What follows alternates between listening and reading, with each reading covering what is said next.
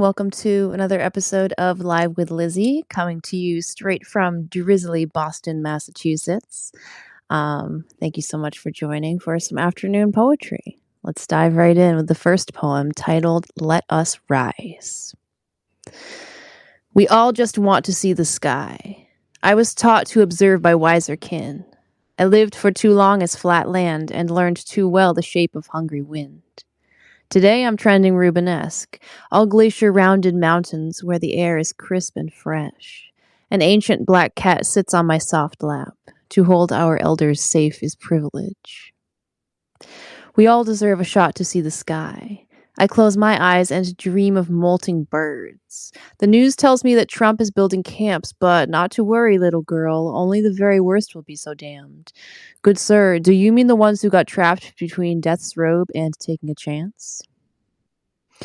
We all just want to stroll and sniff the wind. I remember the pictures from back in the day, when we got scared after 9/11 and folks disappeared to Guantanamo Bay. I saw bloodied and bruised faces. I saw gaunt and rubbed raw wrists. Surely this time we can do better than that shit. We all just want a shot to rise, unmolested by bizarre jealousies. No one protesting just because we exist. Nothing in the air but the perfume of bodies, witnessed by nothing but soft and loving eyes. We all just want to breathe. My generation was supposed to be the future, but the past wouldn't step aside, wouldn't die, and it's wonderful that they're all still here, but they won't make room for us. Why not build our families homes instead of camps? Why not give us a fighting chance? We want to do more. We wanted to succeed. We took a look at the state of the world and we all got IUDs. We're trying to get up off of our knees. We all deserve a shot to see the sky. Please just let us rise.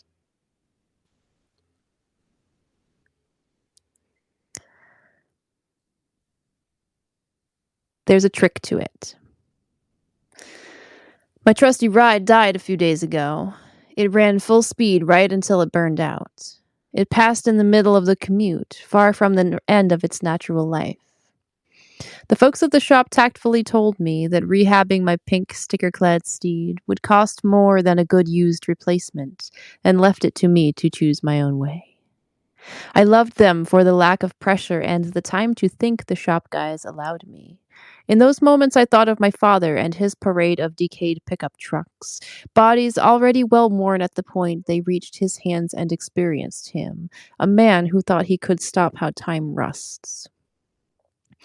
I saw myself tripping down that same path, always making do, having to recall how there's a trick to it, which is really poverty language for we can't afford to repair this, which is unbearable, so we'll pretend it's a skill set others should envy to make our way of life work. I politely declined the repair and looked instead for a new scooter to ride, something that would carry me down the road instead of asking me to bear its weight.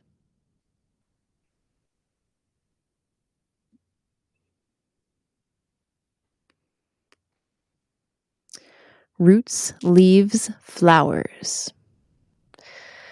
Sometimes, on bright winter afternoons, when the sun through the buildings has that certain glint, I pause my task and gather the courage to ask, what is my body doing right now, exactly as this minute ticks?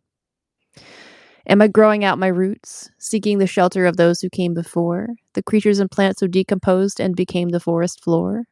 Am I still enough to feel the plates of the earth shift? Can my toes find sand? Can they dig deep enough to become warm? Am I growing out my leaves, taking up at least enough space to meet my needs, being the shade to the smaller plants that would burn in the sun, turning the light into something that steeps, unfurling fearlessly, climbing with all the strength I've won, creating oxygen for my fellow creatures to breathe? Am I growing out my flowers, creating something so gorgeous that the world cannot help but pluck it, bringing forth something to press between pages to mark the days, flinging something forward into the future that will carry my name into the land of I'm enough, crafting something worthy to place with a kiss on my father's grave, one that I visit in my mind in times when I feel stuck in shit, when I want to throw up my hands and say fuck it? Or am I spending time as fallow ground? A plant that lives in rich soil and good light yields the biggest fruit. When was the last time I treated my body like hallowed ground? Feed me, and I will feed you back if given the chance. Starve me, and I become the worst version of myself. With proper attendance, soil and body, each return to health.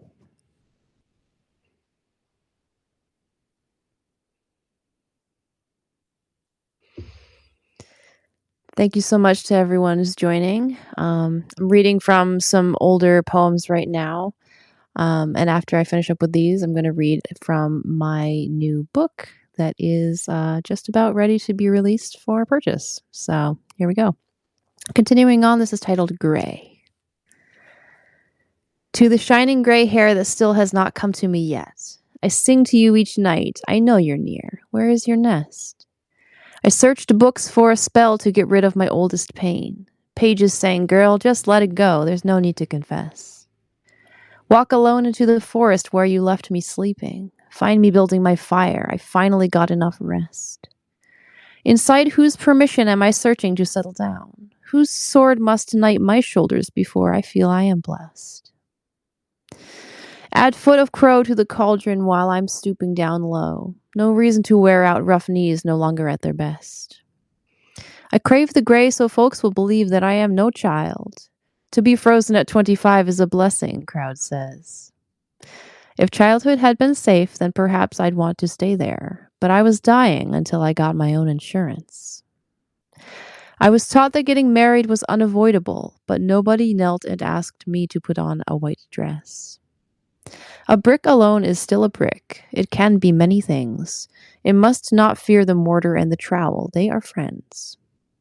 But Lizzy, who will care for you when you are old and gray? My strong community. Certainly they will pass the test.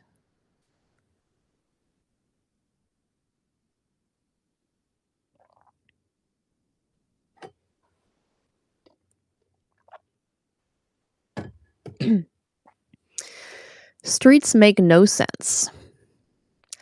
I am the witch who was promised to Cambridge long ago, back when Harvard Square was in Newtown all those years ago. The ox pasture, the pine swamp field, the cow common, the marsh. My sister ancestors lived where the clear Charles River flowed. Less clear with time, both river and simplicity of life. Pollution likes to hide the knowledge that we seek to know. I'll ride no ducking chair. I bet those women said it too, right up until the moment when their slim wrists felt the rope. I am living the what would I have been timeline, the one where I have no children, the one where I don't get betrothed.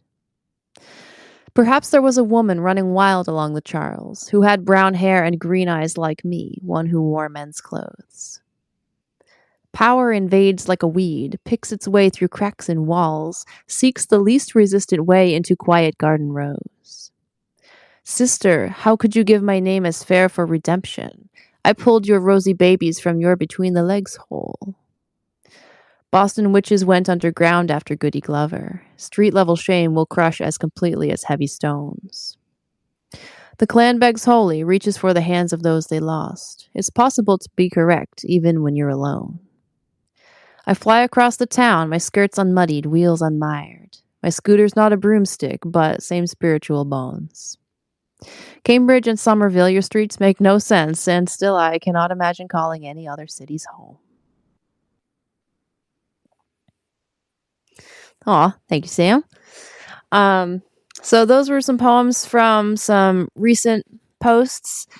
Moving on now, I'm going to read to you from my book titled Give It a Home. This is a collection of 100 sonnets that I wrote over a pretty rowdy year. And today I'm going to read to you from chapter 8 to the end. So here we go. So chapter 8, Geographic.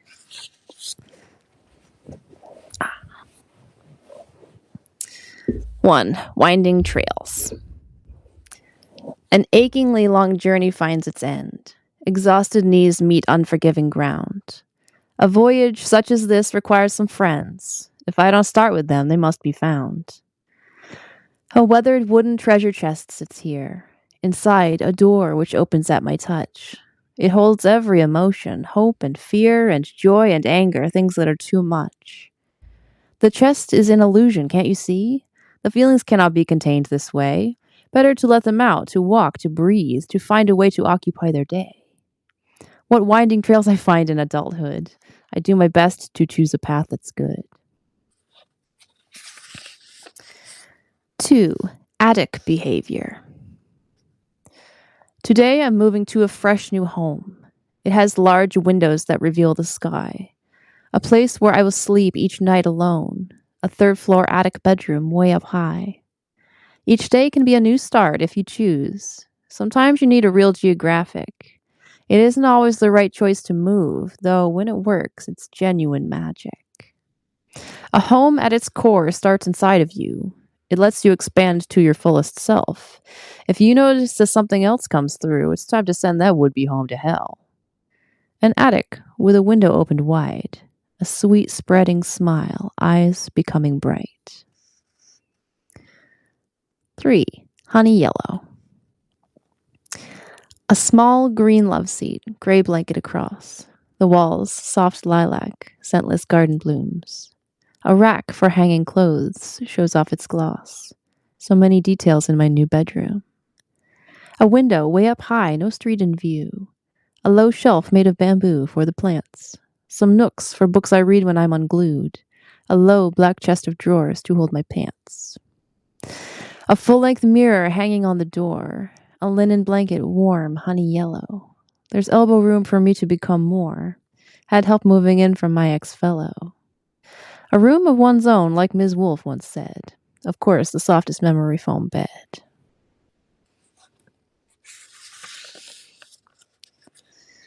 So these, thank you very much, Sam. So these poems were from a time when I had gone through a breakup and was moving into my new home. It was not a very fun time, but I found that writing about it was really helpful. So continuing on. Number 4, night 1. The first night in a new apartment's hard. I've done this part before. I know the deal. Long day of heavy lifting punched my card. Coffee too late keeps my green eyes wide peeled. The bed is comfy, but it's not the same. The traffic sings past at different speed. I focus on the things that I can name. I remember I have all that I need.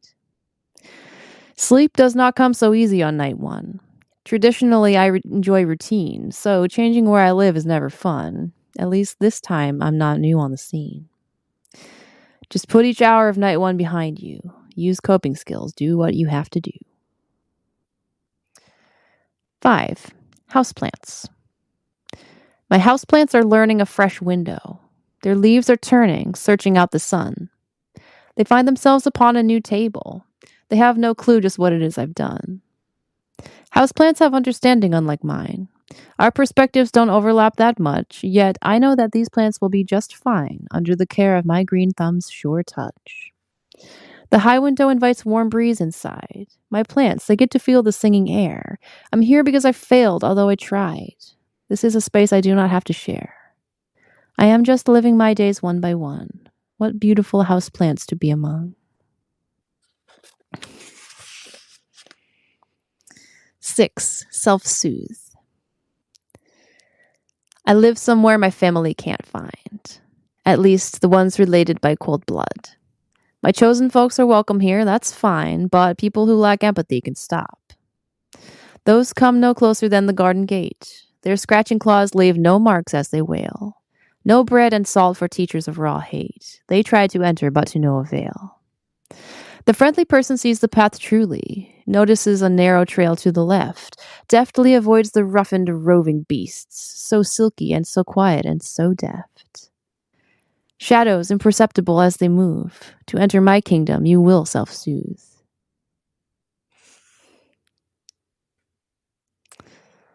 7. White flag.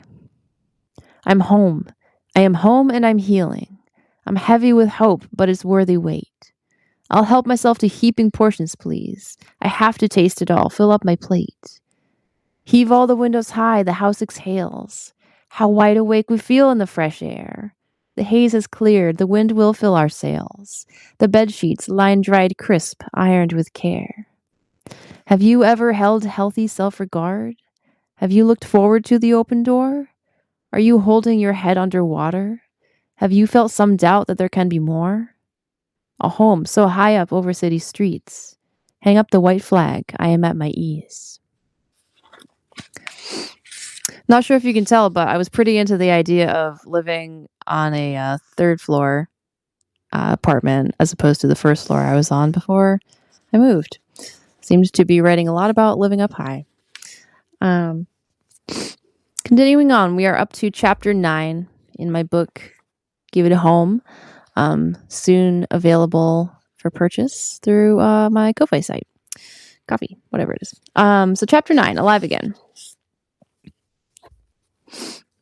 1. Crickets. A kitten purrs like crickets as I rest. Its shockingly blue eyes sink sleepy closed. It chirps with simple pleasure on my chest. It has the smallest, delicate gray nose. Now, a big yawn, a mouth of tiny teeth, a lowercase version of what's to come. A softness filled with needles just beneath. Such tiny household god, thy will be done. A lap becomes an afternoon altar, its cloth a blanket woven thick, worn thin. A humble service brushing out your fur. How better to live than to serve your kin. Keep resting, little cricket. We are here to be together, to draw others near.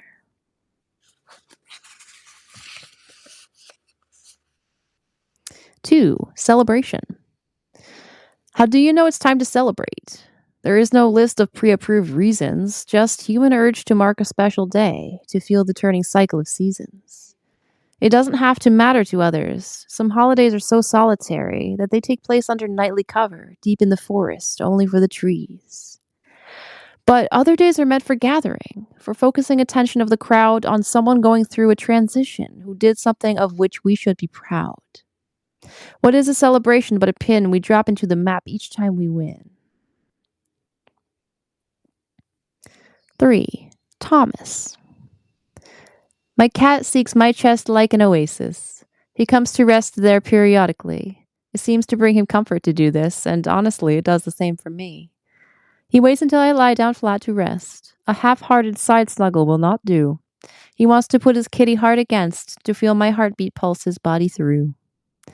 His little eyes slide shut as I speak slow, assuring him he's my sweet number one.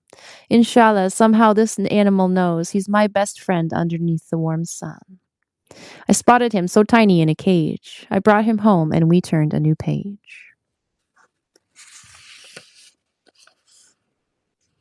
4. Chosen kin.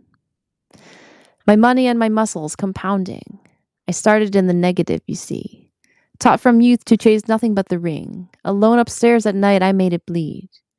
My addict, tunnel vision, protection. I could not see the crushing hands above. I told myself somebody has to win. I told myself I didn't deserve love. I stuck an axe into the cliff. It held. I only ever really needed one. They never stole the thing I have to sell. Only cowards raid in the dark with guns. Heartbeat is rising fast, tides coming in, just muscle memory and chosen kin. 5. Expand. Expansion happens one shift at a time. Plate tectonics are not things to be rushed. A volcano is chaos by design, the edge for when you're ready to be pushed. A molten core is meant to be contained. It shrieks at shocking air. It twists its jaw. It becomes something strange, takes a new name. There's no excuse for ignorance of law. First safe, then red, then black, then steaming cool. The rain comes, makes it irreversible. Unwilling to compress into a jewel, more likely to float, so impossible. Expansion comes, how will the cells divide? The lava never does get to decide.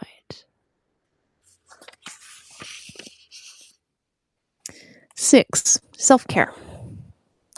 Today, I did a lot of good self-care. I went to visit my psychiatrist. I reached out to a friend and said, hey there. I found a way to unclench my tight fist. I bought a pretty lip gloss just because, in hopes that I might get kissed once again. I ate rich Japanese barbecue sauce all over fried rice cooked to perfection.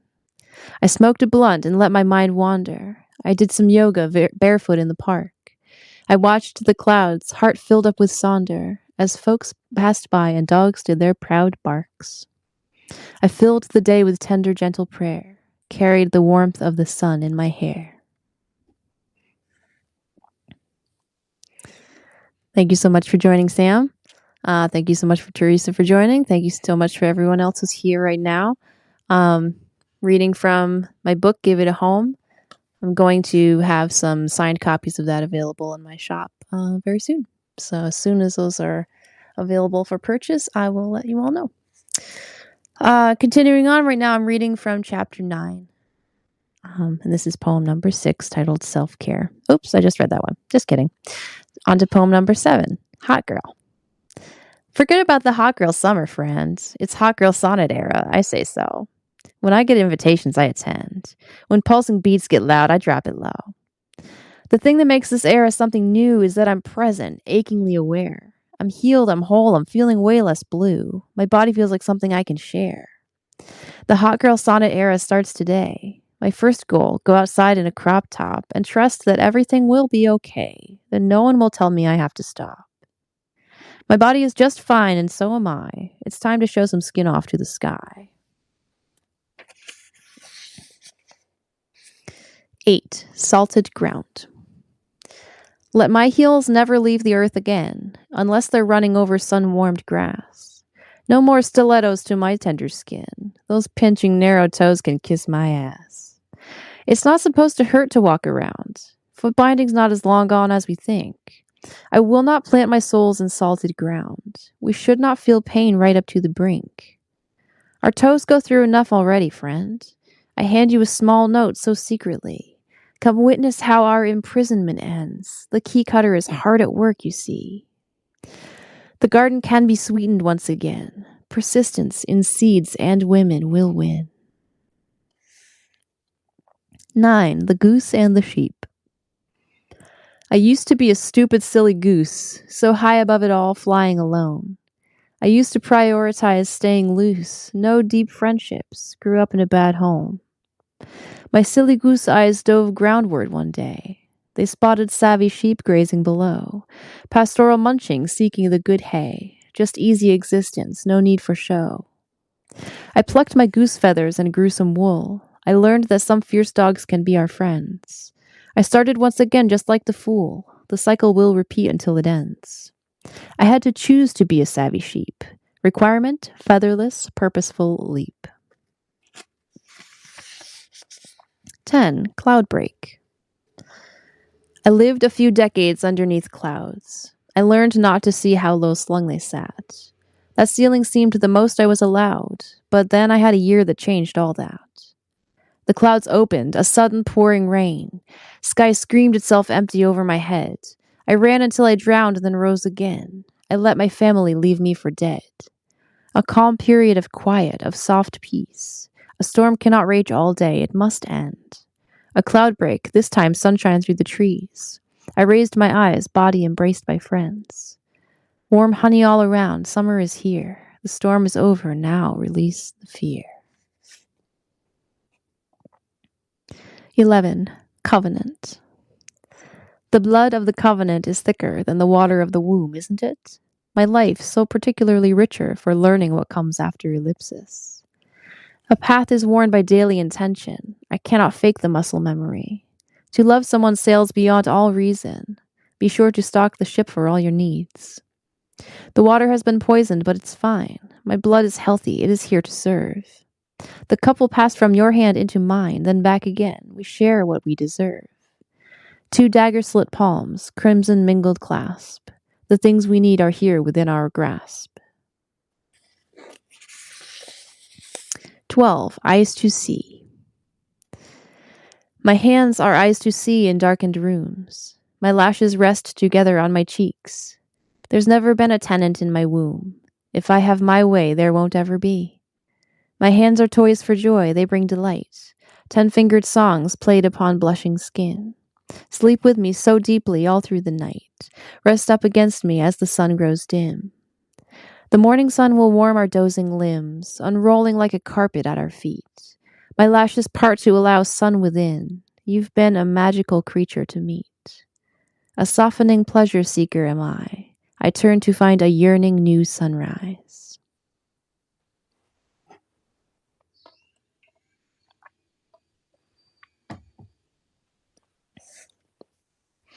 13. Wingspan.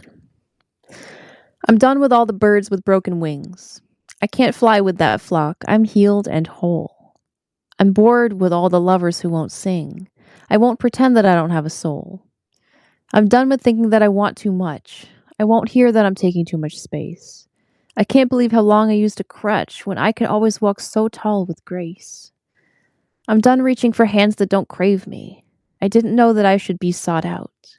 I want my heart to pound, but not to bleed. I want someone who makes their feelings loud. A bird spreads gloriously broad wingspan. Keep up with me, my lover, if you can.